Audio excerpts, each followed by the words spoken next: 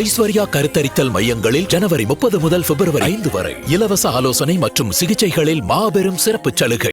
மத்திய அரசுடைய 2026-27 நிதியாண்டுக்கான பட்ஜெட் இன்னும் ஒரு சில நாட்களில் தாக்கல் செய்யப்பட இருக்கு.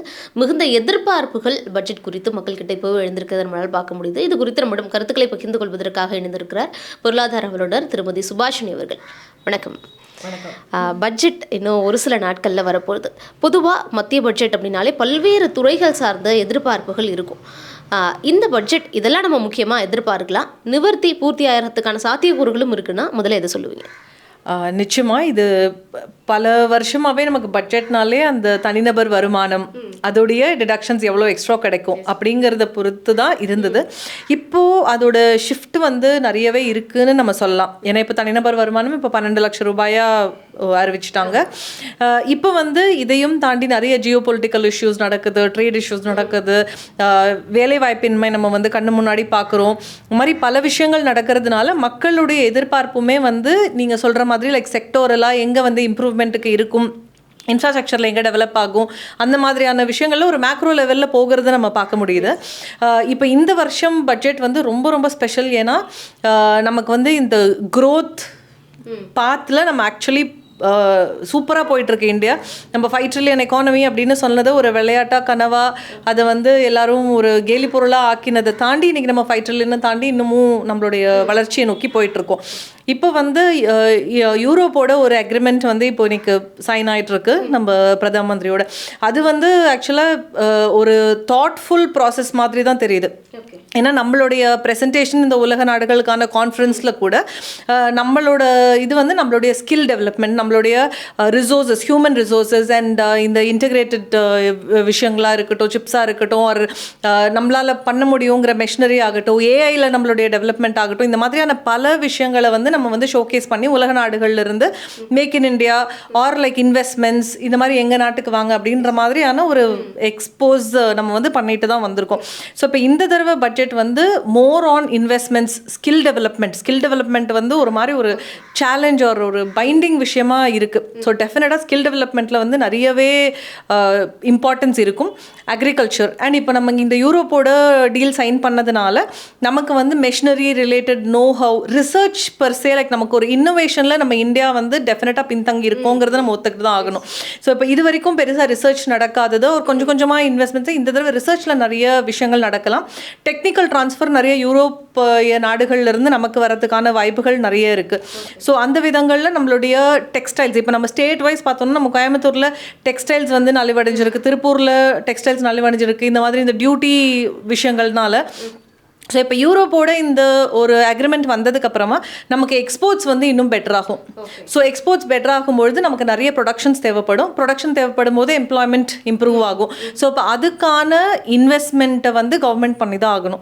So in terms of skill development, in terms of infrastructure, இது எல்லாமே வந்து அவங்க பண்ணி ஆகணும். இப்போ இது வந்து ஒரு மாநிலங்கள் வகையில் பார்த்தோன்னா நம்ம இப்போ குஜராத்தில் பார்த்தோன்னா நம்மளுடைய அந்த இப்போ இன்டெகிரேட்டட் சர்க்கியூட்ஸ்க்கான ஒரு விஷயமா இருக்கலாம், இந்த மாதிரி மெஷினரி ரிலேட்டடான டெவலப்மெண்ட் இருக்கலாம். அந்த மாதிரி ஒரு மாநிலங்களுக்கு ஒரு தேவைகள் அப்படிங்கிறது நிறையவே இருக்குது. ஸோ இப்போ இந்த மாதிரி ஒரு சூழ்நிலையில் இன் டர்ம்ஸ் ஆஃப் இன்வெஸ்ட்மெண்ட்ஸ் டெஃபினட்டாக டெவலப் பண்ணணும். இதெல்லாம் தாண்டி ஒரு பாலிசி ஸ்டெபிலிட்டி அப்படிங்கிறது வந்து உலக அளவில் நமக்கு இந்திய நாட்டை பார்த்து கேட்கக்கூடிய ஒரு ஆஸ்காக இருக்குது. இன் டர்ம்ஸ் ஆஃப் டாக்ஸேஷன், நீங்கள் வந்து இது ஒரு டாக்ஸ்ன்னு அறிவிச்சுட்டு அதுக்கப்புறமா அதை வந்து மாற்றி அமைக்கிறது, லிட்டிகேஷன்ஸ், இது மாதிரி டாக்ஸ் ரிலேட்டடான டிஸ்பியூட்ஸ் வந்து நிறைய இருக்குது.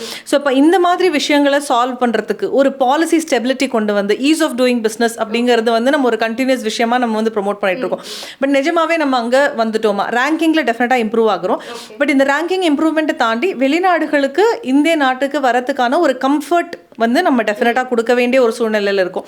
ஸோ அது சம்மந்தமாக நிறைய விஷயங்கள் நம்ம இந்த பட்ஜெட்டில் எதிர்பார்க்கலாம். இன் டர்ம்ஸ் ஆஃப் ஏதாவது ஒரு சமாதான் ஸ்கீமோ, ஒரு இந்த policy stability, tax and approval ஸ்டெபிலிட்டியில் நிறைய எதிர்பார்க்கலாம்.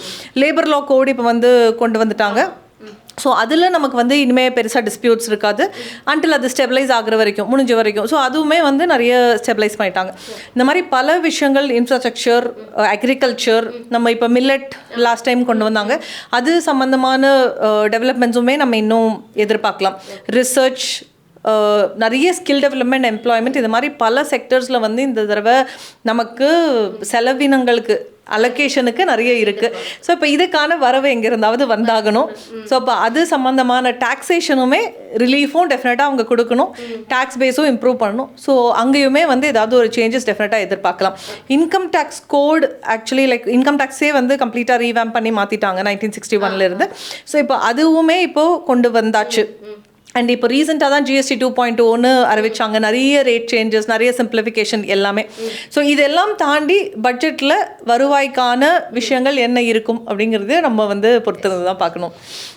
லாஸ்ட் இயரே இந்த இன்கம் டேக்ஸ் ஸ்லாப் வந்து சேஞ்ச் பண்ணியிருந்தாங்க, நீங்கள் சொன்ன மாதிரி 12 lakhs.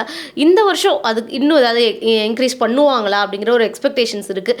இந்த இன்கம் டேக்ஸ் ஸ்லாபில் ஏதாவது சேஞ்சஸ் வர வாய்ப்பு இருக்கா? ஸோ இப்போ இது இந்த 12 lakhsன்னு வந்தது வந்து டெஃபினட்டாக ஒரு வெல்கம் மூவ் லாஸ்ட் டைமில்.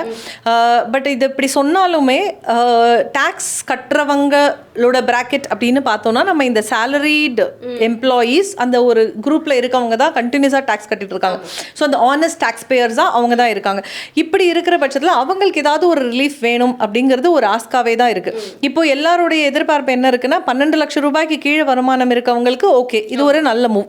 பட் என்னுடைய வருமானம் 12,01,000 இருந்தாலும் என்னுடைய வருமானம் கீழே இருந்து கால்குலேட் ஆகுது, 2 லட்ச ரூபா 3 லட்ச ரூபாயிலிருந்து கால்குலேட் ஆகுது. ஸோ அப்போ அதில் எனக்கு ஏதாவது ஒரு பெனிஃபிட் இருக்குமா அப்படிங்கிறது எல்லாருடைய எதிர்பார்ப்பாக இருக்குது. மேபி அதில் ஏதாவது மாற்றங்கள் வரதுக்கான வாய்ப்புகள் இருக்குது. இன்னொன்று, சமீப நாட்களாக நம்ம தமிழ்நாட்டை தாண்டி இந்தியா முழுக்க எல்லாராலும் பேசப்படுற பொருள் கோல்டு. என்னப்பா இவ்வளோ ஏறிட்டே போதே, என்னதான் இதுக்கு சொல்யூஷன், ஏதாவது பண்ணுவாங்களா மாட்டாங்களா, எப்படி கல்யாணம் பண்ணுறதுன்னு புலம்பல்களாகவே நம்மளால் பார்க்க முடியுது. கோல்டு ரேட் சம்மந்தமாக ஏதாவது எதிர்பார்க்கலாமா?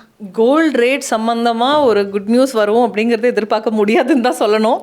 ஏன்னா கோல்டு வந்து இப்போ நமக்கு இந்த ரஷ்யா யுக்ரைன் வார் சம்மந்தமான விஷயங்கள்னால அவங்களுடைய கரன்சியை ஒரு ரிசர்வாக வச்சிருக்கிறது அப்படிங்கிறது நம்மளோட பணத்தை நம்மளே தொட முடியாத நிலைமை வந்து நம்ம உலக நாடுகளில் நிறைய இடங்களில் பார்க்குறோம். ஸோ அப்போ அப்படி இருக்கும்பொழுது இன்னைக்கு வந்து ரூபி வரலாறு காணாத அளவில் நமக்கு சரிஞ்சிருச்சு. இப்போ நம்ம யூரோப்போட டீல் போடுறோம் லைக் அண்ட் டாலர் இல்லாத ஒரு ட்ரேடை வந்து உருவாக்குவோம் அப்படின்னு நம்ம சொல்கிறத நோக்கி போயிட்டுருக்கோம். பட் அது எவ்வளோ சீக்கிரமாக வரும் அப்படிங்கிறது நமக்கு தெரியாது. ஸோ இப்போ இந்த மாதிரியான ஒரு சூழ்நிலையில் யார் மேலே வேணால் வார் வேஜ் பண்ணுறாங்க. இப்போ கிரீன்லாண்டு இது மாதிரி பல விஷயங்கள் நடந்துட்டுருக்கு உலகத்தில். இப்போ இப்படி இருக்கும்பொழுது கோல்டு அப்படிங்கிறது ஒரு சஸ்டெயினபிள் ரிசர்வாக நம்மளுக்கு தெரியுது. இப்போ எப்படி நமக்கு வீட்லேயுமே வந்து எஃப்டினா பேங்க்குக்கு போகணும் எடுக்கணும், இப்போ கோல்டுன்னும் போது ஒரு ஸ்ட்ராங்கான ஒரு வெல்த்தாக நமக்கு ஃபீல் ஆகுது இல்லையா ஒரு ஹவுஸ் ஹோல்டில். இப்போ அதே தான் வந்து கவர்மெண்ட்லேயுமே நடக்குது. ஸோ இதை சைனா ஃபஸ்ட்டு ஸ்டார்ட் பண்ணாங்க கோல்டு ரிசர்வ்ஸ் நிறைய வாங்கி குவிக்கிறத, followed by many countries and of course இந்தியாவுமே வந்து நிறைய கோல்டு ரிசர்வ்ஸ் வாங்கிட்டு இருக்காங்க. அண்ட் அது டபுள் ஆகுது ரிசர்வ்ஸ் எல்லாமே நம்ம பார்த்துட்ருக்கோம். ஸோ இப்போ இந்த சூழ்நிலை டெஃபினட்டாக தொடரும் தான் நினைக்கிறேன். அண்ட் கோல்டு பொறுத்த வரைக்கும் டிமாண்ட் சப்ளை. ஸோ இது வந்து நமக்கு ஓகே பெருக்கிக்கலாம், உற்பத்தியை பெருக்கிக்கலாம், எல்லாரும் வாங்குறாங்கன்னா அந்த மாதிரியான ஒரு விஷயம் கிடையாது. ஸோ அப்படி இருக்கும் பொழுது டிமாண்ட் கம்மியாகிற வரைக்கும் இதோடைய ப்ரைஸ் வந்து ஏறிக்கிட்டு தான் இருக்கும். நேரம் ஒதுக்கி என்னுடைய கேள்விகளுக்கு மிக நேர்த்தியாக தெளிவான பதில்கள் கொடுத்ததுக்கு நன்றி மேம். மிக்க நன்றி. Subscribe to One India and never miss an update.